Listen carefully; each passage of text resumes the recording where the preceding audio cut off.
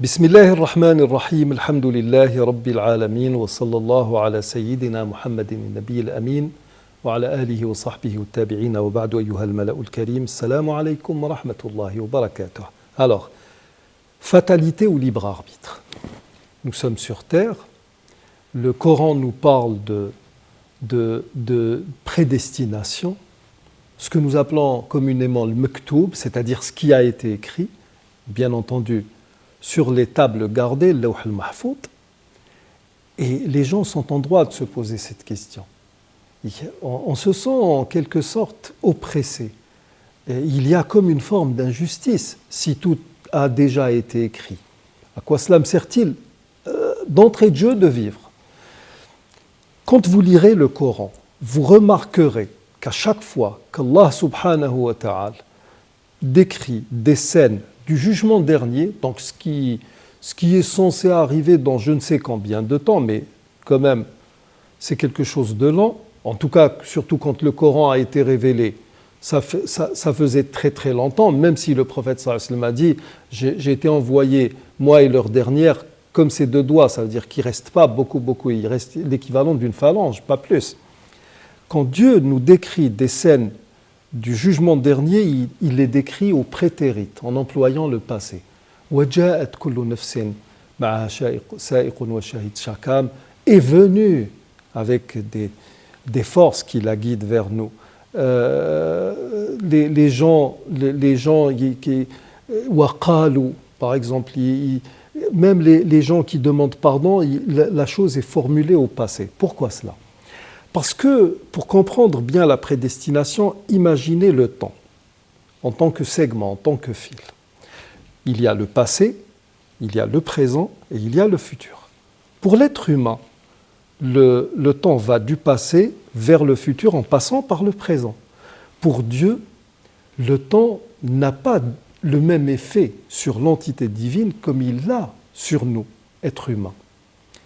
D'ailleurs, le temps est un élément qui fait partie de l'entité divine. Nous avons un hadith authentique où le prophète a dit قال الله تعالى, Dieu le Très-Haut a dit لا تسبوا الدهر فإني أنا الدهر. N'insultez point le temps car le temps c'est moi. Ça veut dire que le temps est incorporé, fait partie de Dieu. Ce n'est pas la même chose qu'avec un être humain qui est dans le temps et qui subit le temps. Et c'est pourquoi quand le Kalam dont nous avons parlé a écrit, qu'est-ce qu'il a écrit?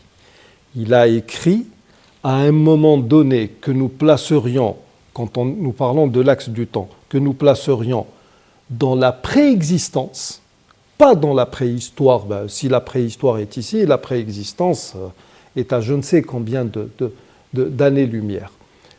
Donc dans la préexistence, ce Kalam a écrit ce que Dieu, par sa science, qui est hors du temps, a pu voir de nos comportements ce que nous avons choisi d'être, ce que nous avons choisi de faire avant même que nous le faisions. Et actuellement, attention, quand vous lirez Surat al-Kahf, vous arrivez à la rencontre qui a eu lieu entre Sidna Moussa et le Khidr, alayhim as-salam. Nous disons pour le Khidr, alayhi salam, comme ça, beaucoup plus à titre honorifique qu'autre chose.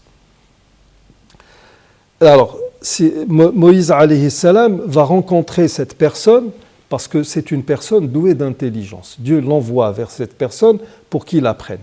Normalement, il était accompagné de Yusha, Josué, et alayhi salam, qu'on considère que nous-mêmes, nous musulmans, nous considérons comme prophètes. Ils avaient pris avec eux un poisson qui était déjà cuit. Donc qui a été péché, qui a atteint le seuil, donc il a dépassé le seuil de la mort pour être cuit. Ils vont marcher pour aller vers la rencontre de cet homme vertueux. Ils arrivent à un point, Sidna Moussa alayhi salam lui dit « Sors-nous de quoi manger, nous sommes fatigués et nous avons faim. » Et Josué va dire « Attends, le poisson que nous avions avec nous, il a disparu. » Et puis il est allé, il s'est lui-même, il est revenu à la vie, il s'est jeté dans l'eau, là où nous étions, et j'ai oublié de te le dire, de te le mentionner. Ils vont revenir sur leur pas. Alors imaginez Ils sont dans l'axe du temps. Ils vont partir. Ensuite, ils vont revenir. C'est un retour physique. Le poisson, il a fait un retour, on va dire, carrément multidimensionnel, dans la mesure où il était dans un état de mort. Il va revenir à l'état de la vie et puis il va prendre son chemin dans les flots. Et là, ils vont rencontrer l'homme en question. Et en rencontrant le Khidr alayhi salam, alors il va se produire un certain nombre de choses qui vont nous donner une image du temps qui dépasse l'entendement, mais qui, au demeurant, se voit confortée actuellement par la physique quantique. Et tout ceci vise à démontrer qu'il n'y a pas de fatalité. Nous avons un libre arbitre que nous exerçons pleinement et qui nous met dans une responsabilité terrible face à nos actes dans la vie d'ici-bas.